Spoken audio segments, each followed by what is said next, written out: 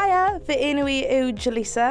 Enw fi yw Lloyd. Fy enw I yw Garen Young. Fy marn ni ar mis hanes Pobl Dduon yw mae rhaid i ni cael e. Mis hynod o bwysig yn fy marn i. Ar ôl cael profiad yn yr ysgol, nes I sylweddoli bod pob fath o hanes ni'n dysgu yn hanes pobl gwyn, naill ai Tuduriaid, neu Natsiaid, neu hanes Americanaidd, ond o'n I byth yn dysgu am hanes neu cyfraniad pobl di yng Nghymru, ym Mhrydain ac yn Caerdydd. Os chi'n edrych ar Tiger Bay, a'r cyfraniad mae pobl di wneud I dinas Caerdydd yn enfawr. Mae dau ochr y daddau ni yn does. I fi, mae'n wrth gwrs bod yn peth dda bod hanes hil o bobl sydd wedi cyfrannu sio gymaint I hunaniaeth fel Prydeinig a'r genedl. Y dadl yw a yw'n deg I gyfyngu hynna I gyd, rhywbeth mor eang mewn I un fus. Mewn ideal world, bydd hanes pobl Dduon yn cael ei dysgu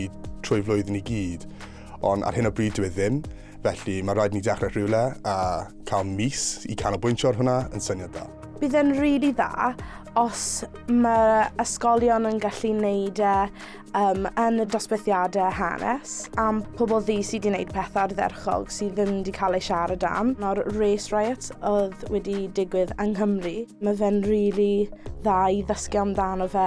Mae'r unig beth o'n i'n dysgu am hanes pobl di oedd heithwasiaeth, a mae hwnna, dydy hwnna ddim yn adlewyrchiad o hanes pobl croendi o gwbl. Dwi'n meddwl bod yn bwysig iawn I pobl dechrau dysgu am yr effaith cafodd Prydain a Cymru ar y transatlantic slave trade. Nath y cyfnod yna yn hanes wir siapio y byd ni'n byw mewn heddi.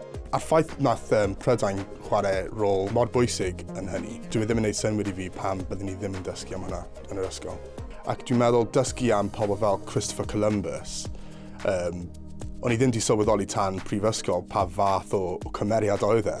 O'n i'n meddwl oedd e'n cymeriad o antur, yn mynd allan ac yn cael effaith positif ar y byd.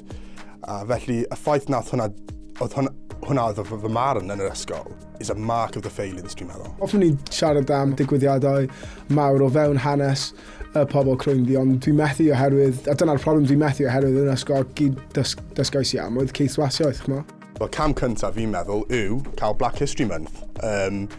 Mae'n starting point I ni dechrau dysgu mwy a dechrau deall the scale of the contribution mae pobl di cael.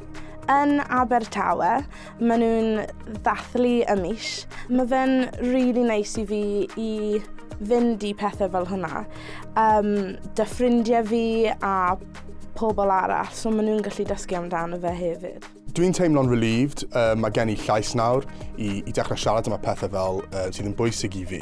So yn amlwg, mae pethau yn cael ei wneud oherwydd yn amlwg mae na mis pobl croendi yng Nghymru. O'n i'n meddwl oedd e jyst yn peth Americanaidd oedd hi, ond yn amlwg mae yng Nghymru, ond sa'n credu mae digon yn cael ei wneud oherwydd dwi heb clywed amdano fo. Dwi'n rili lico'r mis, ond fydd yn rili neis I cael trwy'r blwyddyn. A hefyd bydd yn rili neis just I pobl siarad amdano fe fwy.